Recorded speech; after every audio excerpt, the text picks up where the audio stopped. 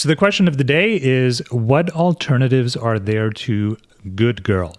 So my boyfriend and I have been communicating about praising me. He's not comfortable with calling me good girl, and I am okay with that, but I don't know how else he can praise me.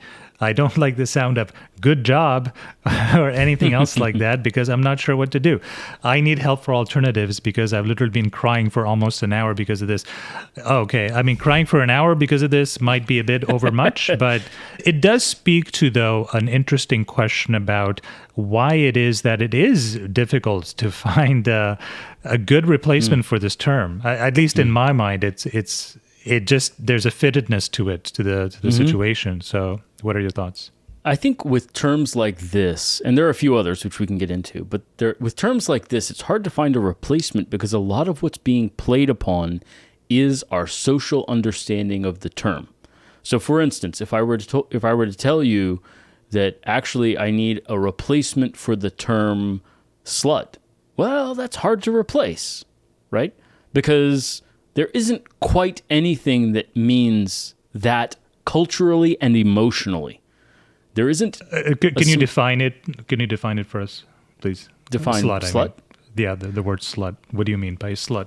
You actually, I bring this up because you actually explained it very well in your book. So a good opportunity. It's a nuanced point, but it's actually an important one that you make. Yeah. It is quite deep, right? So the way I define, by the way, so there's a kinky definition and then there's a more analytical definition. So the kinky definition that I play with explicitly in my relationships is a slut is a woman who prioritizes her sexuality over her dignity. And so the notion there is that if something turns her on or turns her partner on, she will do it no matter how undignified it is. And a lot of that is the notion of tapping into the shadow. Now, in archetypal terms, which is the more philosophical or theoretical terms, one of the female archetypes or feminine archetypes is the archetype of the goddess of love.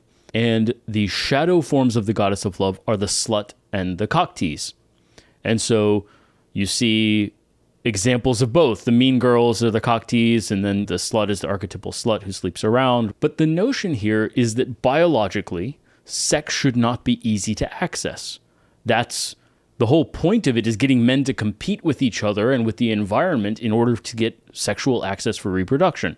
And so a woman who easily sleeps around with many men is upsetting that biological system. That's the evolutionary pattern that we're supposed to be following. And by making it readily available, she's doing something subversive.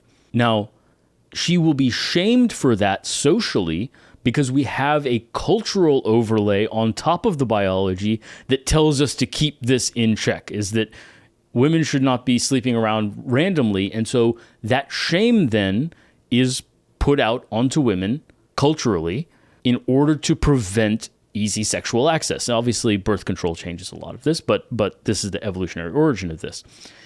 And so when a woman sees someone else sleeping around with a bunch of men and is the shame that is put upon that person, she internalizes that into her own persona.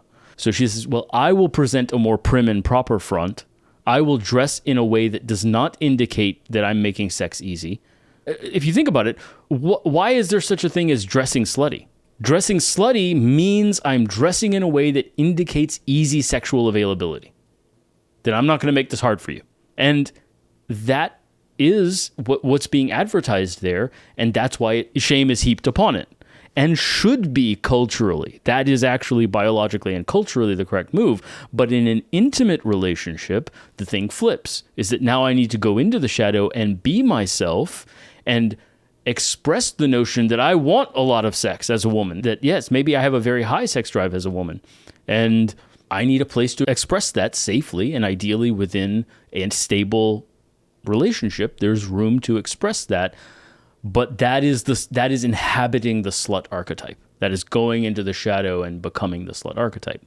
So that word carries all of that single word, slut, carries biological, cultural, social connotations, history, personal history of women having been shamed by their friends or by their mother by talking negatively about sluts, right? All of that informs this moment when your partner calls you a dirty little slut while he's fucking you from behind. Well, Now, all of a sudden, it's not easy to replace because no other word has that weight. No other word has that set of cultural connections. And similarly with good girl is something we say to young children or dogs. And again, kind of something we talked about in one of the other podcasts is there is a hierarchy: men, women, children, pets, objects. And when you refer to someone at a lower level than their level, you are demeaning them in some way. It can be affectionate, but there is a slight humiliation involved. Now it can be very mild. I don't think a lot of women feel super humiliated by the term good girl, but there is a statement there that I'm treating you a little bit childishly.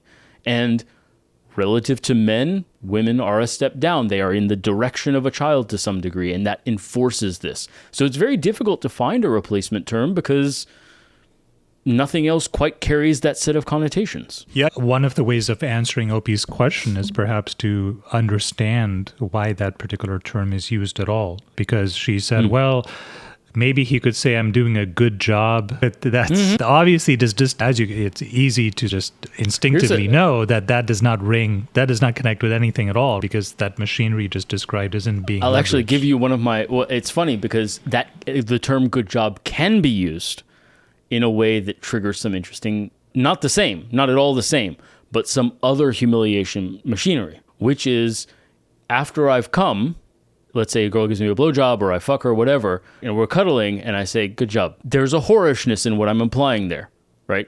Is that you performed your function well. You did a good job. Your job is getting me off. And so that engages in a kink way, even after sex, setting up the next eroticism, establishing the dynamic. There's wordplay that's happening there that is subtle, but I don't say thank you like you did me a favor. That's a more equal framing. But if I say good job, then I'm establishing subtly the dynamic, the dom-sub dynamic, even in the aftercare kind of moment. More of a 24/7 kind of relationship kind of thing, but just an example of how good job could be used in triggering certain subtle humiliations the way good girl is. But it's an entirely different set. That's whorishness. That's not little girl. That's not you're a little girl subject to daddy's rules. That's an entirely different set of cultural connotations, and it's hard to find an exact replacement. You've told me about this in the past as well, which is just noting that for you personally, you might have a challenging time being kinky with someone who was not raised in the West and or not deeply familiar with sort of the grammar of the English language, or I should say the cultural weight of a word like the English language, which to some extent you're going to have to be participant in the culture to really understand the import of a word like that. Whereas if you were, for example, from some Indonesian island, for example, and that was your whole life, and then maybe you learned English in school through textbooks, to say something like good girl to a person like that, or even slut to a person like that, would probably not at all engage that machinery you just talked about. So first of all, speak to that, and secondly, do you know personally, like in these different cultures, like say the small village in whatever Java or whatever, is there a kink equivalent, or are they in those cultures, is the gender role so baked in already that they don't really, the shadow work's all being done in the open? I would say there's always shadow. I'm not familiar enough with any of those cultures to know for sure, but in older cultures, for instance, I suspect that the kinkiness of exhibitionism is way, way higher, because those are the mores. It's whatever is pushed into the shadows. And so I suspect that the term slut, so for instance, I dated a girl who was Spanish speaking for a while, and the term puta was way harsher than whore emotionally. Like, not something she couldn't get into, but she was just, and she was bilingual, but she was like, somehow whore is not as strong as, she was like into both, but one was just way stronger. By contrast, like trying to mimic good girl with like buena chica or something like that didn't work. Pequeña did, which is little one. Small, it's a small person. So feminine, small feminine person. So pequeña worked. And there's not a good aspect to it, but it was little feminine person, right? And Spanish has diminutives. So using the ita, I'm not bilingual, so I'm just extrapolating. And English doesn't have those. We have to use little girl or little one, or we have to say it explicitly. But yeah, I don't think there's a specific Spanish equivalent per se in literal translation, but there is an emotional translation. It's how would you, and the way to ask it is, mija, how would you speak to a young girl? If you imitate those ways of speaking when your young female child does something good, what do you say? And whatever that is, if you apply it to your partner, they will feel that same emotion, right? Or a dog. If you're training a dog and they do the trick and you give them a treat, what do you say? And so it may not be good girl. It is in English. But whatever that thing is culturally will trigger that same set of emotions, even if it's not a literal translation.